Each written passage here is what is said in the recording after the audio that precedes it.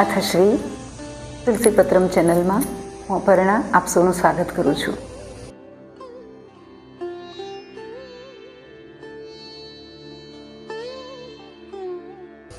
આજે એક સરસ પ્રસાદી લઈને હું આપ સૌ તરફ આવી રહી છું. મહાશિવરાત્રિનું પરમ પવિત્ર કલ્યાણકારી પર્વ આપણે સૌએ માણ્યું, નિહાળ્યું, જાણ્યું અને એનો અનુભવ પણ કર્યો. પ્રભુની કૃપા પ્રસાદ. આમ તો મહાશિવરાત્રિનો મહાપ્રસાદ એટલે ભાંગ જ કહેવાય. અને આપણને ખબર છે કે ભાંગ પ્રભુના પરમ નશા તરફ આપણને લઈ જાય છે. ભલે સોશિયલ મીડિયા દ્વારા અત્યારે ભાંગનો ઉપયોગ અલગથી બતાવવામાં આવ્યો છે, પણ પ્રભુનો પ્રેમ, પ્રભુનો નશો કરવા માટે તો ભાંગ જ સર્વશ્રેષ્ઠ પ્રસાદ જ કહેવાય છે. પણ તમારે ત્યાં કોઈ પ્રસાદ આવ્યો છે? મારે ત્યાં એક એન્વેલોપમાં પ્રભુએ ખૂબ સરસ પત્ર પાઠવ્યો છે.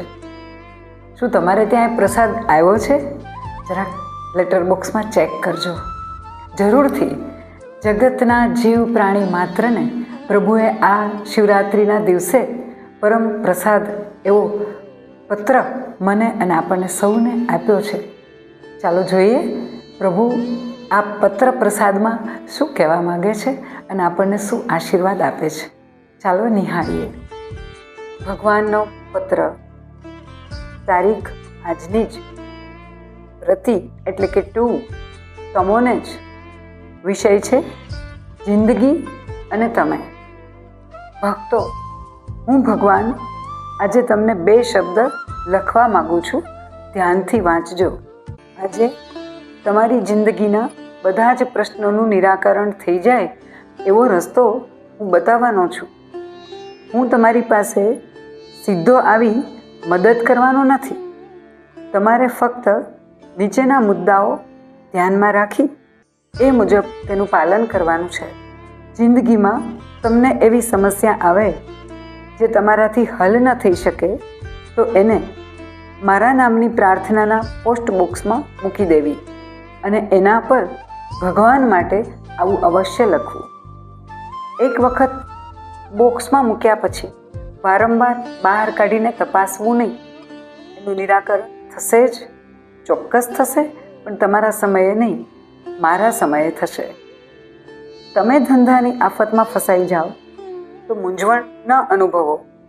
ફક્ત એવા માણસોને જ યાદ કરો જેની પાસે કોઈ ધંધો નથી. ક્યારેક વાહન વગર ચાલવાનું થાય ત્યારે અફસોસ કરવાને બદલે જેને પગ નથી એનો વિચાર કરજો. તમારી જિંદગીએ તમને શું આપ્યું છે એવો વિચાર ક્યારેક પણ આવે તો એવા લોકોને યાદ કરજો જે તમારી ઉંમરે પહોંચ્યા જ નથી અને તે પહેલાં જ મૃત્યુ તેને આંબી ગયું છે.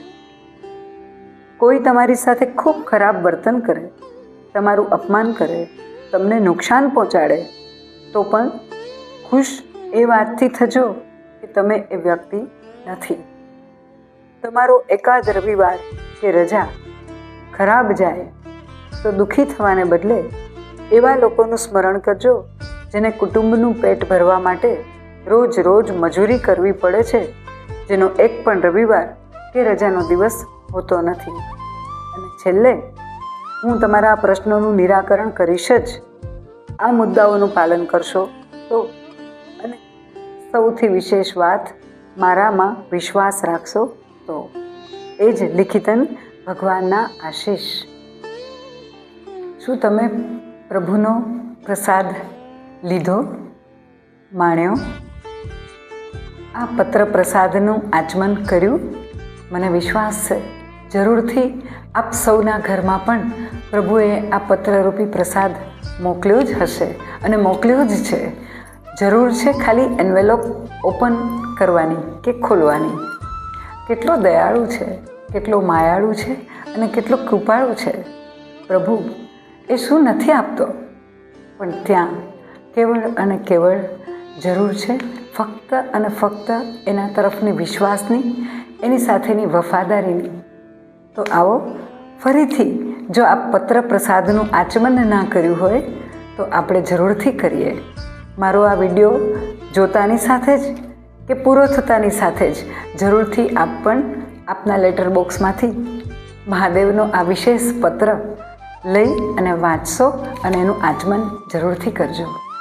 તો ફરી મળીશું આવા જ નવા વિષય વિડીયો સાથે. અત્યારે રજા આપો. હા, આપણા અને આપણા પરિવારનું જતન કરવાનું ભૂલતા નહીં અને મારી ચેનલને લાઈક કરજો, શેર કરજો, સબસ્ક્રાઈબ કરજો. અત્યારે રજા આપો. આવજો.